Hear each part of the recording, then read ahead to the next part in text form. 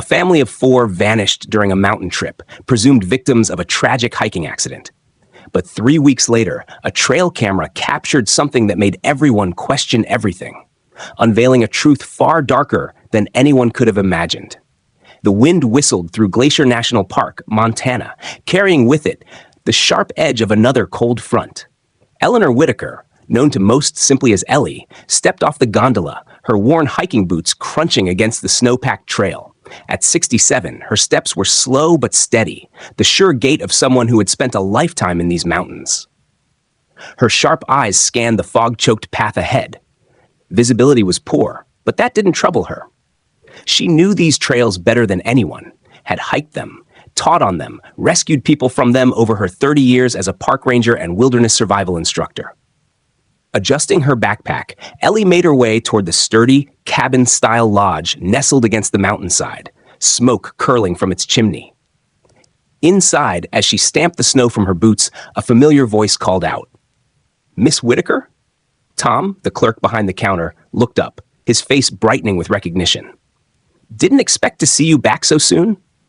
"Hello, Tom," Ellie said, her voice carrying the weight of weeks spent hoping against hope. Tom leaned forward, voice low. "Any news about your family?" Ellie shook her head.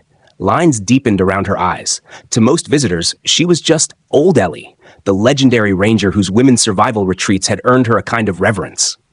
But lately, she'd been known as something else, the grieving mother and grandmother of the missing Whitaker family. Daniel, her son, Rachel, his wife, and the twins, Ivy and Wren. It had been nearly a month since their disappearance. Ellie pulled out a stack of fresh missing posters, handing them to Tom. "I was hoping to replace the old ones," she said. "Of course," Tom replied immediately. "Whatever you need." As she pinned the posters near the entrances and trailheads, memories flooded back. That day had started so normally. Daniel had called, teasing her to join them. "Come on, Mom, the girls are dying for some Grandma Ellie stories." She almost canceled her charity event, a fundraiser for wilderness education, but Daniel had reassured her. Next time. Later, while setting up at the event, her phone buzzed with a photo. A perfect family snapshot. Daniel, sturdy in his green hoodie. Rachel, warm and smiling. Ivy and Wren, grinning wide, baby teeth missing. They'd taken it at their favorite spot, the same backdrop every year. It was the last picture she ever received.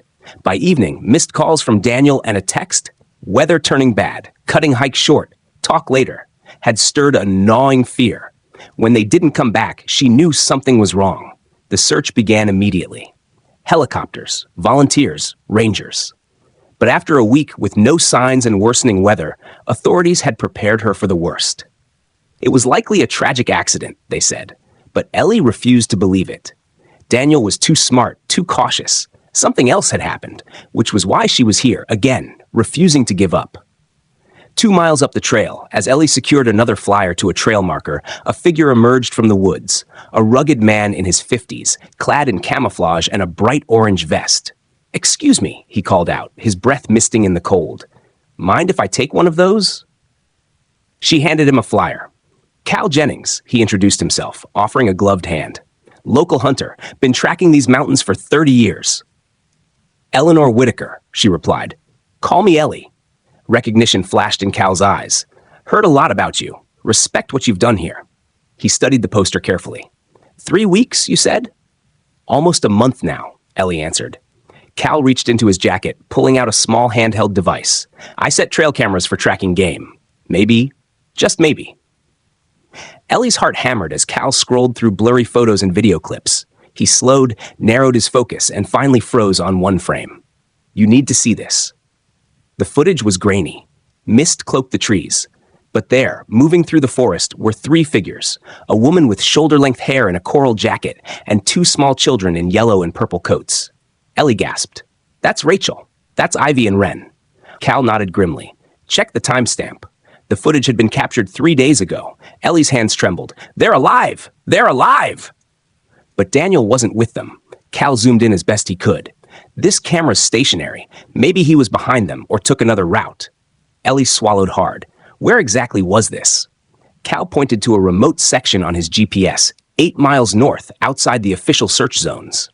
"Too dangerous," Cal said. "Unmarked. High avalanche risk after storms. No one thought to look there. Ellie nodded grimly. She knew. The police had deemed it too risky. I need a copy of that footage, she said urgently.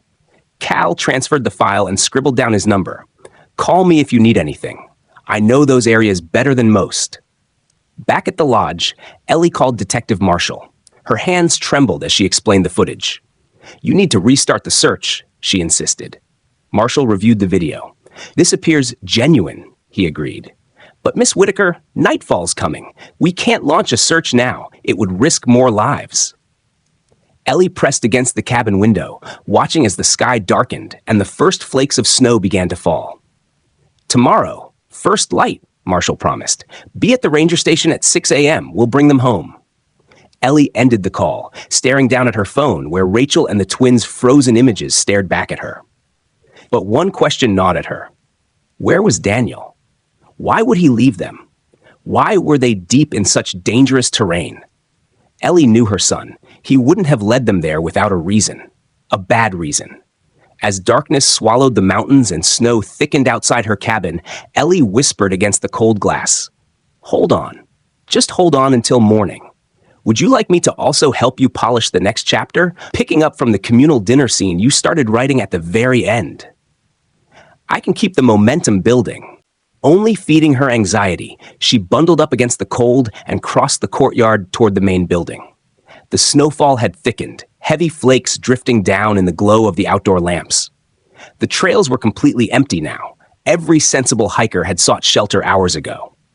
As she neared the lodge, she spotted a group gathered around the massive stone fireplace in the central hall.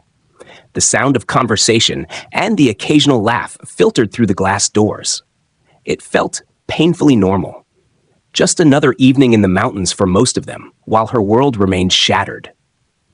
Pushing through the doors, Ellie was met with a rush of warmth and the smell of food. Heads turned as she entered, conversations faltering before awkwardly resuming. She was used to it now. The whispers, the stares. At the drink station, she poured a cup of hot water and pulled a crumpled instant noodle cup from her pocket. Finding a seat at the edge of the gathering, not quite part of it, not quite a part, she settled in. Nearby, two men were talking, their voices low but clear enough to catch during lulls in the larger conversation. That's Eleanor Whitaker, isn't it? One said. The millionaire woman. Yeah, the other replied. What a shame. Donated all that money to the Wilderness Education Foundation last month. Now her family's missing. Karma can be cruel. If it were my family, the first man continued, unaware Ellie could hear, I'd be out there searching. Storm be damned, 100%. Well, she's just a woman. Doing this alone, the other said not unkindly. Can't be easy at her age. Ellie stared into her cup, steam rising to warm a face gone rigid with suppressed emotion. Conversations ebbed and flowed around her, some people offering polite nods, most giving her space, but she heard nothing except those words, hammering in her mind. I'd be out there searching right now. Storm be damned. Would Daniel wait until morning if it were her lost out there? The answer was instant. No. He would search. He wouldn't stop. With renewed resolve, Ellie forced down just enough noodles to take the edge off her hunger, then quietly slipped away. No one seemed to notice as she made her way back to her cabin. Inside, she moved with purpose. From her bags, she pulled out her most reliable hiking gear, thermal layers, waterproof shell, reinforced boots, all battle-tested through years of wilderness challenges. Her old search and rescue pack was still packed, still organized, emergency supplies, first aid kit, survival tools. She checked her GPS, confirming both online and offline maps were loaded. Cal's coordinates were already marked. Extra batteries, energy bars, sleeping bag rated for sub-zero temperatures. As she worked, a small voice whispered caution. You're being reckless. The police and park rangers would start their search at first light. She was 67 years old, heading into dangerous terrain in worsening weather. But a stronger voice, the one that had carried her through 3 decades of rescues, answered back. Every hour counts. And if anyone can do this, it's you. With her pack secured, Ellie slipped out, careful to avoid the main paths where she might be spotted. The snow was falling harder now, already blanketing the ground. She pulled out her headlamp, but kept it off, not wanting to draw attention. At the trailhead, she paused, orienting herself. Cal's coordinates pointed northwest, off the maintained trails into the deep backcountry. It would be a hard hike even in daylight. In the growing darkness and heavy snow, it would test everything she had. But her family was out there, and she was going to find them. Switching on her headlamp, Ellie took a deep breath of the frigid air and began her ascent. Snow crunched under her boots. Her breath hung in white clouds. With each step, the lodge faded behind her, replaced by the hush of falling snow and the whisper of wind through the pines. The terrain grew steeper, the trail less distinct. After 2 hours, the snow was falling so heavily that she could see only a few feet ahead. Time lost, meaning as she pushed forward, checking her GPS often to stay on course. The temperature plummeted. The wind howled, driving snow into any exposed skin. Her lips went numb. Her fingers stiffened despite her insulated gloves. Realization crept in. She was nearing her limits. If conditions worsened, she would have to find shelter. Fast. Just as she was weighing her options for an emergency camp, a faint glow caught her eye through the swirling snow. At first, she thought it was a trick of exhaustion, but as she moved closer, it sharpened into a window, light spilling from a cabin tucked among the trees. Hope surged through her. If nothing else, it was shelter. Maybe, just maybe, it held answers. Ellie approached cautiously, her headlamp revealing a small, sturdy cabin, shielded by towering pines. Smoke curled from the chimney. Someone was inside. Shivering, she knocked. No answer. She knocked again, louder. "Hello? Please, I need help." Long seconds passed. Then, just as she raised her hand to knock again, the door creaked open. Ellie found herself staring into a face she recognized only from photographs and missing posters. Rachel. Shock froze them both for a heartbeat. Then Rachel moved, yanking Ellie inside. "Ellie, how? What are you doing here?" Rachel stammered, helping her shed her snow-covered gear. Before Ellie could answer, small voices piped up from deeper in the cabin. "Mom? Who is it?" Two small figures peeked from behind a battered chair, Ivy and Wren. Their eyes widened when they saw her. "Grandma Ellie!" they cried together, rushing forward, then stopping short, suddenly shy. Ellie sank to her knees, overwhelmed by emotion and exhaustion. The fire's warmth tingled painfully against her frozen skin, but she hardly noticed. She had found them. They were alive. Rachel moved to the kitchen and returned with a steaming mug. "Here, drink this. You're half frozen." Ellie sipped the warm liquid, reconstituted powdered milk, and watched Rachel herd the twins back toward a makeshift bed. "It's late, girls," Rachel said gently. "Grandma Ellie needs to rest. You can talk to her tomorrow." Reluctantly, the twins crawled under a thick blanket, clutching their mugs, their eyes still darting toward Ellie. Rachel tucked them in with a murmured promise that everything would be okay. For the first time in weeks, Ellie dared to believe it might be true. Would you also like me to polish and rewrite the next part from here too?